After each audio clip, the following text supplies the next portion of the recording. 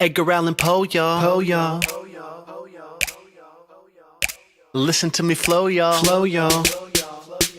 Yo, it's Edgar Allan Poe with the flow so poetic. Melancholy wordsmith style so phonetic. Got a raven on my shoulder. Alejandro Jimenez. Brisa Diaz. Dallas Miata. Gunnar Sheck. Christina Mansell. Mary Claire Colombo. Mason Smith. Wesley Norton. I'm William Pitt, and welcome to the great territory of Pennsylvania. Founded in 1677 and located just west of the New Jersey province, the land offers fertile fields. We quickly became the best, like no one ever was, in organizing the land and the New World. An organized state that will eventually become pivotal to the establishment of the Americas, and a role model for all the other colonies is our goal. I created this land after I became a Quaker because I wanted to be able to offer a religious sanctuary for all those who needed one. Did I hear that? Religious sanctuary will be provided for me from all those who persecute me? Yes, ma'am, and much more. Being part of Pennsylvania is easy and very rewarding, as you will soon learn.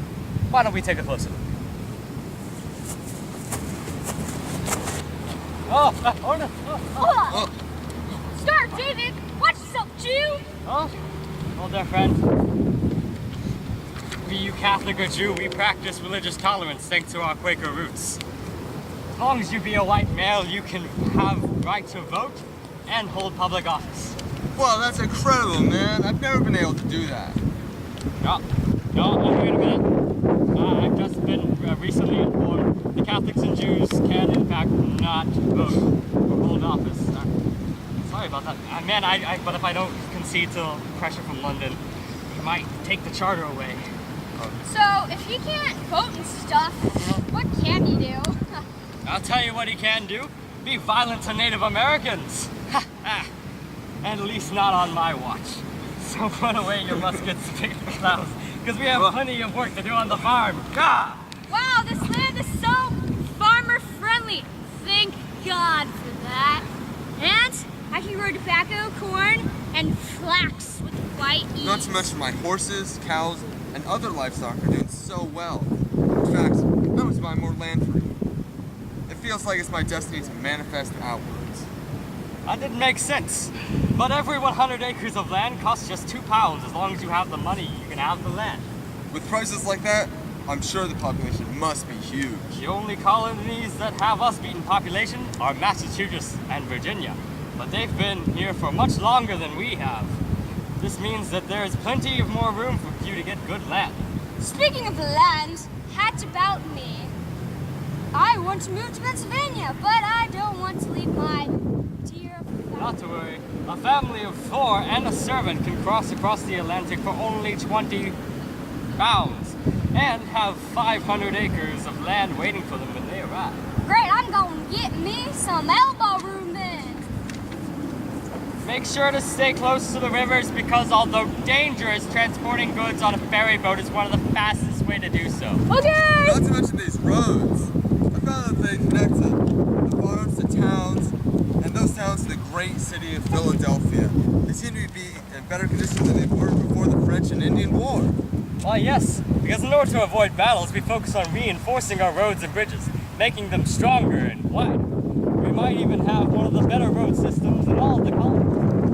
Well, I guess I better go back to farming. To tell you the truth, it's getting pretty boring. Our colony is not only for the farmers, artisans of every type can also have a good life here.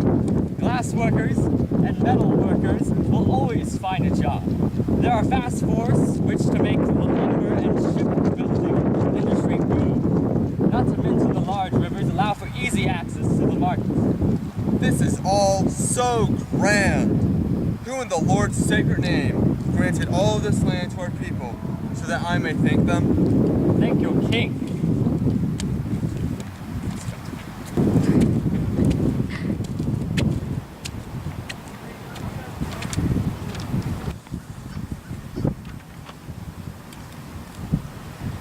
who is none other than King Charles II, who, to pay an old debt owed to William Penn's late father, charted the land and named it after William Penn. I guess we're still under the king's jurisdiction, but do we have any local authorities, or can I go around making unholy ruckuses?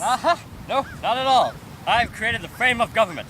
With judicial and executive leaders, not only is it a literal representative democracy, but is also part of a nutritious breakfast. And our meeting houses, where it meet monthly and quarterly. Though, I suppose, that wouldn't mean much to you since you can't be involved. But you guys are a lot cleverer about the whole death penalty. Back in England, I could have been sentenced for over 200 offenses. But here, it's a lot simpler and friendly as well. It's as if Philadelphia was a city of brotherly love or something. Brotherly love? I like the sound of that. My glasses. Who is that? That's just some Irish squatter. Hey, you okay there, buddy? Please face line. all right, that's enough out of you. Get up! Oh, go back to the farms! Hey, you two! I'm not paying you to not read the Bible now, am I? Get back to work, Jew boy! Oh, you're a little feisty there, man. Hey.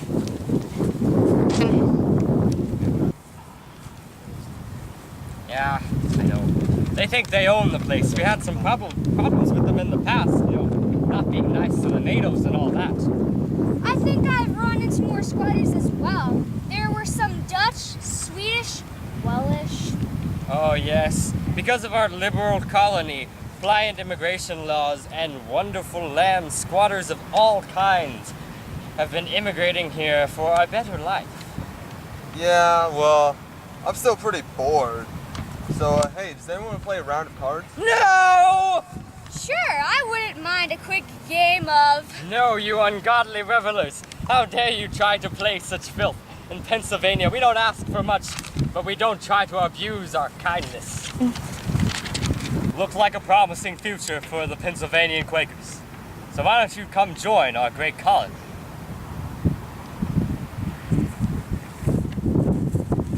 Quoth the raven, nevermore, flying our way to freedom.